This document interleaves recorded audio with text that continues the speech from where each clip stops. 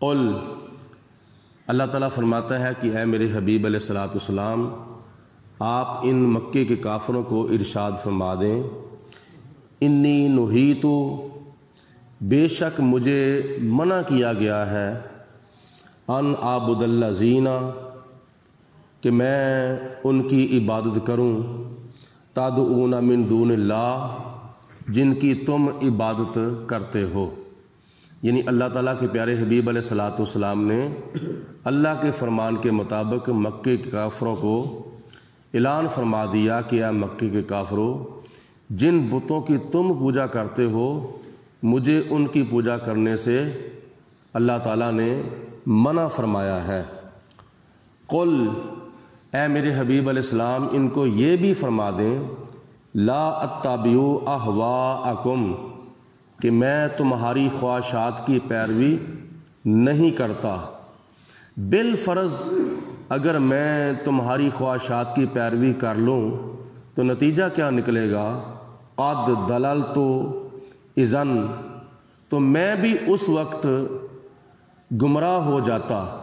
اگر میں تمہاری خواہش کی پیروی کر لیتا، کیونکہ تمہاری خواہش یہ ہے کہ تم بھی بتوں کی پوجا کرو، ہم بھی بتوں کی پوجا کرتے ہیں، تو اگر میں تمہاری خواہش پوری کر دیتا تو میں بھی گمراہ ہو جاتا۔ وما انا من المہتدین، اور میں ہدایت پانے والوں میں سے نہ ہوتا۔ آگے فرمایا، قل، اے میرے حبیب علیہ الصلوۃ والسلام، آپ یہ بھی ان کو ارشاد فرما دیں، انی علی بینۃ من ربی، بے شک میں اپنے رب کی طرف سے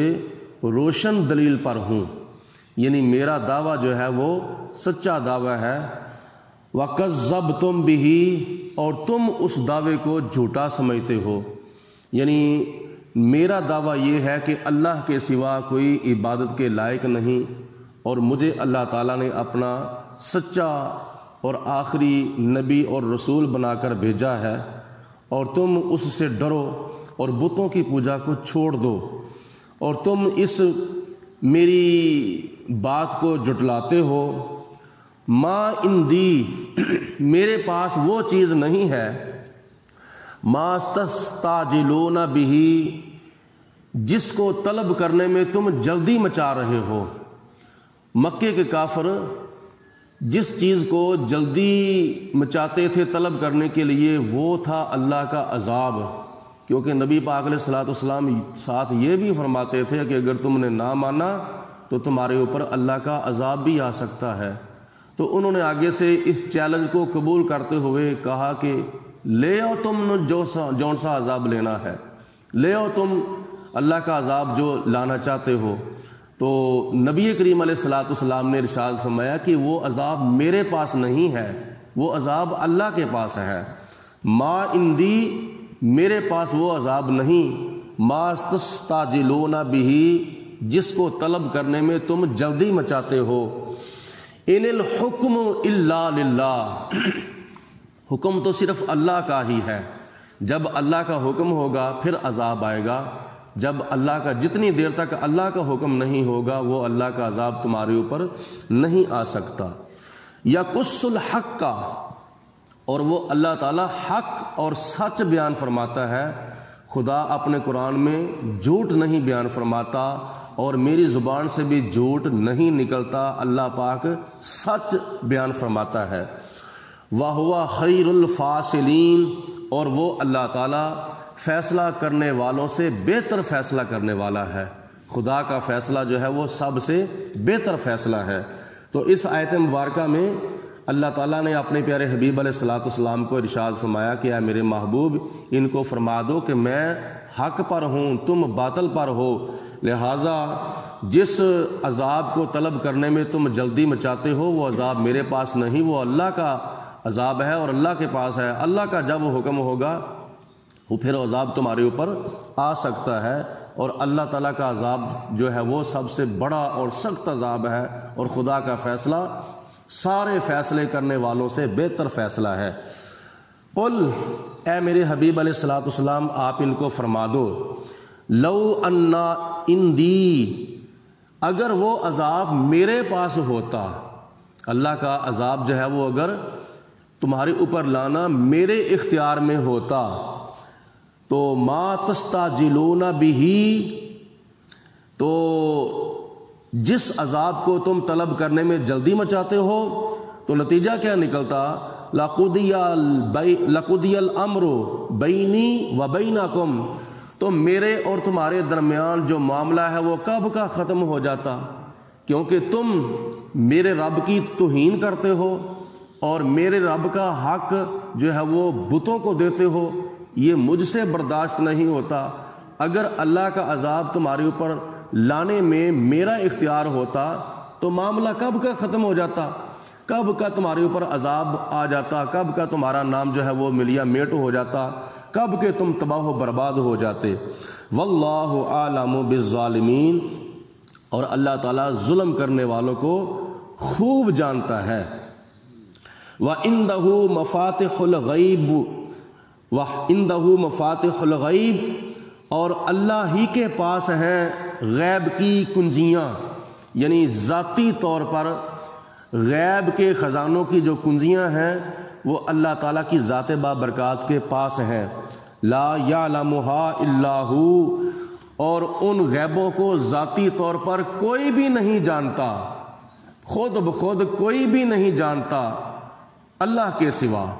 ذاتی طور پر صرف اور صرف اللہ جانتا ہے، اللہ کے سوا کوئی غیب نہیں جانتا۔ اللہ تعالیٰ کے نبی غیب جانتے ہیں تو اللہ کی عطا سے جانتے ہیں، اللہ کے ولی غیب جانتے ہیں تو اللہ تعالیٰ کی عطا سے جانتے ہیں،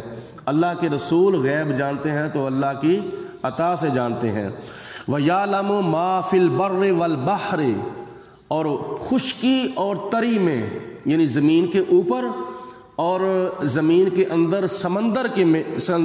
کے اندر جو کچھ بھی ہے اللہ تعالیٰ اس کو بھی ذاتی طور پر جانتا ہے، اور باقی جو اللہ کے پیارے جانتے ہیں وہ اللہ کی عطا سے جانتے ہیں، اور ذاتی طور پر اللہ کے سوا زمین کے اوپر یعنی خشکی کے اندر بھی جو کچھ ہے اس کو بھی کوئی نہیں جانتا، سمندر میں بھی جو کچھ ہے اللہ کے سوا اس کو بھی کوئی نہیں جانتا، یعنی ذاتی طور پر اور خود بخود۔ وما تسقط من ورقۃ، اور جو پتا کسی درخت سے ٹوٹ کر زمین پر گرتا ہے میرا رب تو اس کو بھی جانتا ہے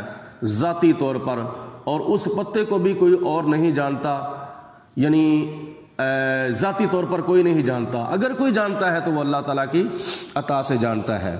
الا یعلمها، بس وہی جانتا ہے ذاتی طور پر،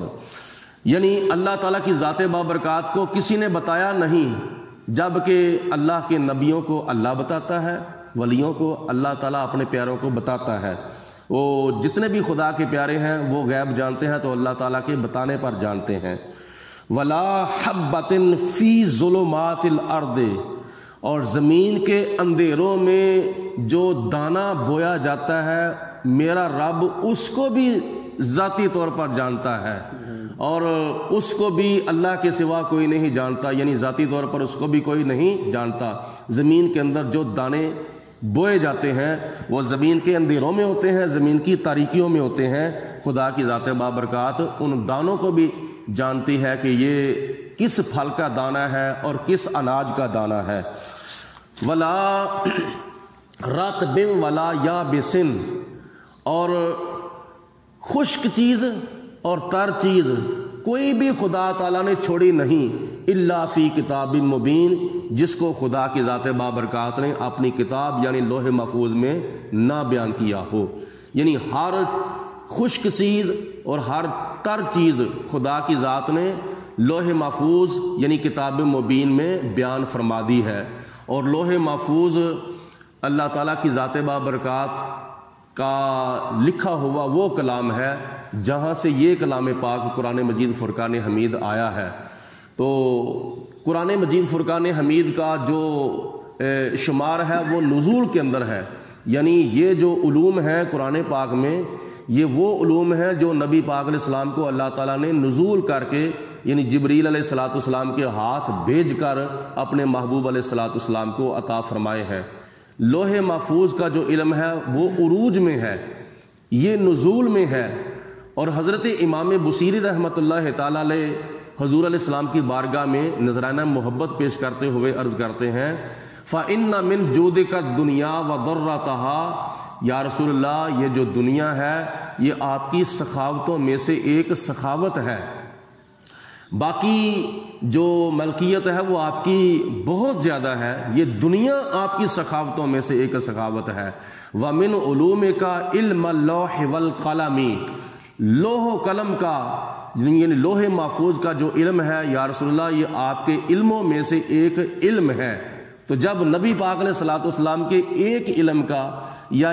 تمام علوم کے ایک جز کا یہ مقام ہے کہ قرآن مجید فرقان حمید میں اللہ تعالیٰ کی ذات بابرکات نے کوئی چیز بھی نہیں چھوڑی جو خدا نے قرآن پاک میں نہیں بیان فرمائی، ہر چھوٹی چیز، ہر بڑی چیز، ہر خشک چیز، ہر تر چیز اللہ پاک نے سب کچھ قرآن پاک میں بیان فرما دیا ہے، اول سے لے کر آخر تک، ازل سے لے کر ابد تک، قیامت والے دن جو کچھ، بلکہ قیامت کے بعد جو جنت کے اندر ہوگا، جو جہنم کے اندر ہوگا، روز ابد تک جو کچھ ہو چکا ہے، ہو رہا ہے یا ہونے والا ہے، وہ سب کچھ خدا نے قرآن پاک میں بیان فرما دیا ہے۔ اور جو علم قرآن پاک میں ہے وہ قرآن پاک کا علم سینہ مصطفیٰ میں ہے، نبی پاک علیہ الصلوۃ والسلام کے سینے کے اندر وہ علم ہے۔ تو جب قرآن پاک میں کسی علم کی کمی نہیں ہے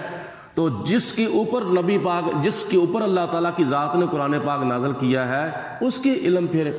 علم کے اندر پھر کون سی کمی ہو سکتی ہے؟ اس لیے اللہ تعالیٰ نے اپنے محبوب علیہ الصلوۃ والسلام کو علم غیب نہیں بلکہ علم غیب کے خزانے عطا فرمائے ہیں، اور حضور علیہ الصلوۃ والسلام اللہ کی عطا سے سب کچھ جانتے ہیں۔ رب العالمین کی ذات بابرکات نے ارشاد فرمایا وَهُوَ الَّذِي يَتَوَفَّاكُم بِاللَّيْلِ، اور اللہ کی ذات وہ ذات ہے جو تمہاری روحوں کو قبض کر لیتی ہے رات میں جب تم سوتے ہو۔ جب بندہ سوتا ہے تو اللہ تعالیٰ اس کی روح کو قبض کر لیتا ہے اور وہ مرنے کی مشابہ ہو جاتا ہے۔ اللہ فرماتا ہے کہ عارضی طور پر میں تمہیں رات کو نیند کے دوران وفات دیتا ہوں۔ وَهُوَ الَّذِي، اور اللہ کی ذات وہی ہے یتوفاکم، جو تمہیں وفات دیتی ہے باللیل، رات میں جب تم سوتے ہو، وَيَعْلَمُ مَا جَرَحْتُمْ، اور جو تم دن کے اندر کمائی کرتے ہو اللہ پاک اس کو بھی جانتا ہے، بالنہاری دن کے اندر، ثُمَّ يَبْعَثُكُمْ فِيهِ، پھر خدا تعالیٰ دن میں تمہیں اٹھا دیتا ہے، یعنی جب فجر کی اذان ہوتی ہے، نماز کا ٹائم آ جاتا ہے، پھر تمہیں جاگ آ جاتی ہے، تمہاری آنکھ جو ہے وہ کھل جاتی ہے، اور اس لیے لِيُقْضَى أَجَلٌ مُّسَمًّى، تاکہ تمہاری جو میعاد ہے وہ پوری ہو جائے، جتنی خدا نے تمہیں زندگی عطا فرمائی ہے وہ زندگی کے دن جو ہے وہ پورے ہو جائیں۔ اس کے بعد پھر کیا ہوگا؟ جب زندگی کے دن پورے ہو جائیں گے، ثُمَّ إِلَيْهِ مَرْجِعُكُمْ، پھر تمہیں اللہ تعالیٰ قبروں سے اٹھائے گا زندہ کر کے، اور زندہ کر کے تمہیں پھر اللہ کی بارگاہ میں حاضر ہونا پڑے گا، مرجعکم، خدا کی طرف تمہیں لوٹنا پڑے گا۔ ثم ینبئکم، پھر تمہیں خدا تعالیٰ بتا دے گا، خبردار کر دے گا، بما کنتم تعملون، ان کاموں کے بارے میں جو کام تم دنیا کے اندر کیا کرتے تھے۔